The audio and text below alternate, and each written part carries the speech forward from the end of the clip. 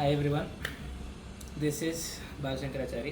ప్రతి ఒక్కరు మా వీడియోకి నేను సజెస్ట్ చేసిన ప్రతిసారి ఛానల్ పేరు ఉందని అడుగుతారు. అందరికీ అర్థం అవుతుంది కదా అని చెప్పి మైండ్ ఇచ్చి జో అని చెప్తూ ఉంటాను. బట్ రియాలిటీ ఏంటంటే అది ఎవరికి అర్థం కాదు నేను చెప్పేది పదాలు. మై నీచి జో, NICHIJOU. అసలు ఇది ఎక్కడి నుంచి వచ్చింది? మై నీచి జో అంటే ఏంటి? నేను ఎందుకు దాన్ని ఎందుకు నా పేరు కింద పెడదాం అనుకున్నా.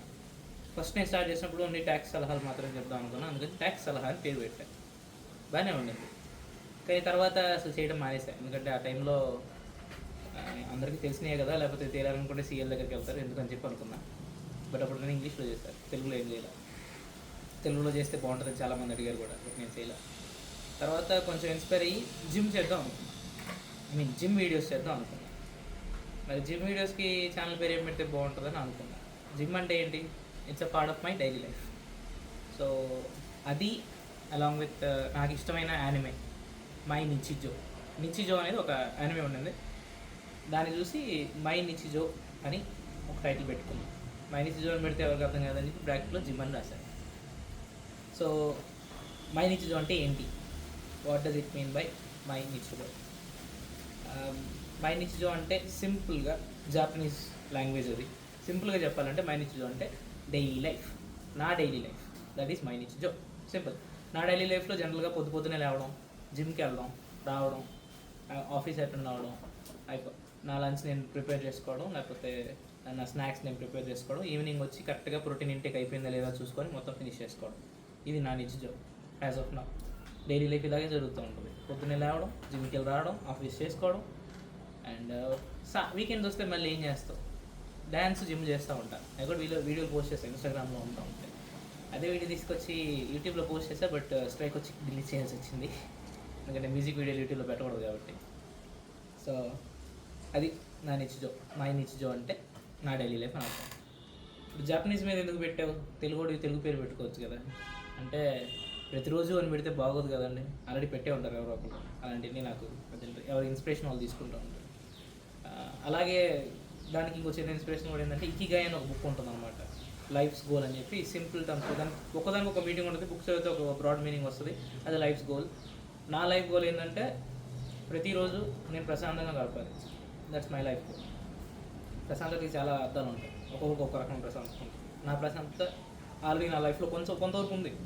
మనకు ఎంతగా ఉందో అంతో హ్యాపీగా ఉండడం అదొకటి. అలాగే మనం రోజు కొంచెం బెటర్ అవ్వాలనుకోవడం అది ఇంకోటి. ఆ మోటివేషన్ ఖచ్చితంగా ఉండాలి. మోటివేషన్ ఎక్కడి నుంచి వస్తుంది అంటారా? ఆల్రెడీ 2-3 వీడియో పోస్ట్ చేశాను మోటివేషన్ గురించి.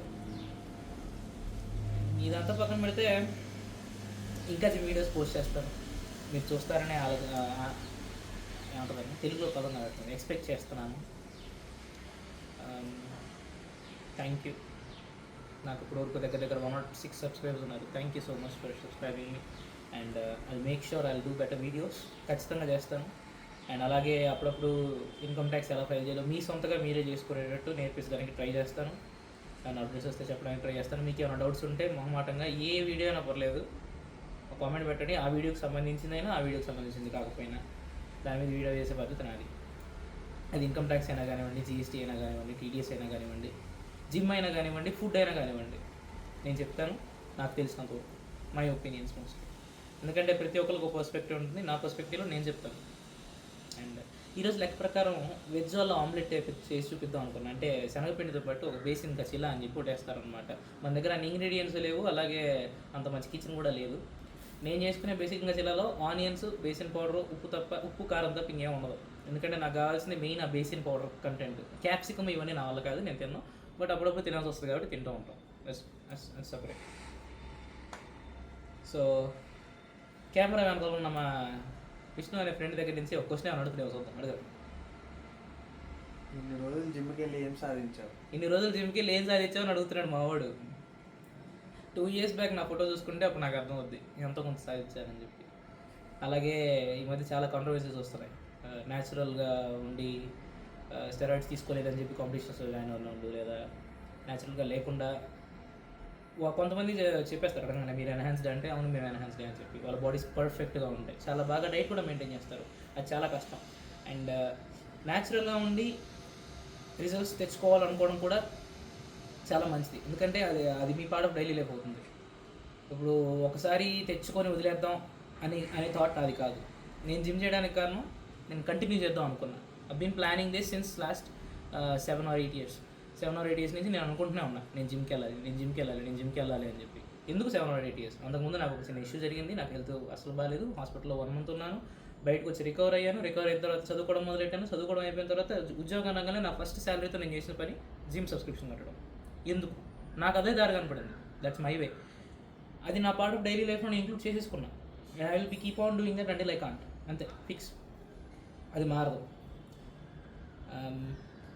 తర్వాత నీ గోల్ ఏంటి? జిమ్లో నా గోల్ ఏంటి? వెల్, ఆల్రెడీ చెప్పాను కదండి, 1% బెటర్ ఎవ్రీడే. ప్రతిరోజు పెంచుకుంటూ పోతే నా బాడీ ఎంతవరకు నేను చేంజ్ చేయగలను. బట్ అది నేను తెలుసుకుంది జిమ్ ఒకటే చేస్తే రాదు, ఫుడ్ కూడా మార్చుకోవాలి అని. ఎందుకంటే బయట చాలా కల్తీ జరుగుతున్నాయి, అందరికీ తెలిసిన విషయం. మనం చేసుకునే ఫుడ్ ఎంతవరకు కల్తీ లేకుండా ఉందో మనం పూర్తిగా ఎట్టి పరిస్థితుల్లో చెప్పలేం, బట్ కంట్రోల్ చేయగలం, అంతవరకే. ఫుడ్ మారిస్తేనే జిమ్లో రిజల్ట్స్ కనపడతాయి. నేను మార్చింది లాస్ట్ 6 months నుంచి, నాకు రిజల్ట్స్ కనపడ్డాయి, ఖచ్చితంగా కనపడ్డాయి. నాకు మాత్రమే తెలుసు ఆ విషయం, మిగతా వాళ్ళకి తెలియకపోవచ్చు. రోజు చూసేవాడు 2 సంవత్సరాల నుంచి జిమ్కి వెళ్తున్నావు, ఏం మారలేదు కదా అని నేను అడగొచ్చు. ఇందాక రీల్ కూడా చూసా, ప్రతి ఒక్కరు చెబుతూ ఉంటారు ప్రోటీన్ పౌడర్లు తాగుతాం, ఎగ్స్ తింటాం, లేదా చికెన్ తింటాం. ఇవన్నీ నేను తిన్న చికెన్, నేను ప్రోటీన్ పౌడర్, ఎగ్స్ మాత్రం తింటూ ఉంటాను. రోజుకి ఇప్పుడు చాలా ఎక్కువ తీసుకుంటున్నా, అవన్నీ తర్వాత చెప్తాను, వేరే వీడియోలో చెప్తున్నామని. బట్ కాన్స్టెంట్గా ఒక పని చేస్తూ పోతే 21 daysలో అది ఒక అలవాటుగా మారుతుంది, నాకు మారింది. So gym is my habit, gym is my lifestyle, అంతే. దట్ ఈజ్ మై నిత్యజో, అర్థం చేసుకోండి. ఇట్స్ పార్ట్ ఆఫ్ మై నిత్యజో. నిత్యజోలు ఇంకా చాలా ఉన్నాయి, అవన్నీ తర్వాత చేసి చూపిస్తాను కొంచెం. ఫస్ట్ మాత్రం జిమ్ మీద ఫోకస్ చేయండి. ఇంకేమైనా క్వశ్చన్స్ ఉంటే ముందే అడిగాను కదా, అడగండి, కామెంట్స్లో రాయండి, నేను ఖచ్చితంగా ఆన్సర్ చెప్తాను. అండ్ మీకేమన్నా స్పెసిఫిక్ వర్కౌట్ కావాలి అంటే ఒక కామెంట్ పెట్టండి, దాని మీద వీడియో చేసి చూపిద్దాం ఖచ్చితంగా. తెలుగులోనే ఎక్స్ప్లెయిన్ చేస్తాను, ఇంగ్లీష్లో కూడా ట్రై చేస్తాను. మీకు వేరే లాంగ్వేజ్లో కావాలని చెప్పండి, I will try my level best. తెలుగులో చెప్పగలను, కొంచెం కన్నడ ట్రై చేయగలను, హిందీలో చెప్పగలను, ఇంగ్లీష్లో ఖచ్చితంగా మాట్లాడగలను. Okay, thank you, by.